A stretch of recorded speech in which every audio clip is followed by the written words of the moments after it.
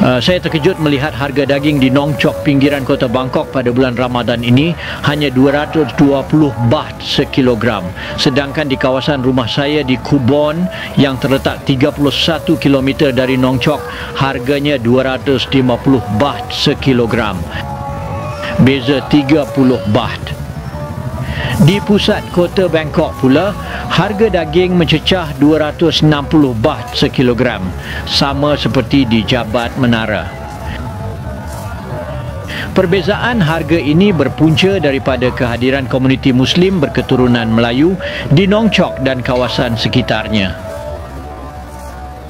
Mereka adalah tawanan perang pada masa lalu yang mewarisi kepakaran dalam penyembelihan lembu sejak turun-temurun. Kini, merekalah tukang sembelih utama di Bangkok.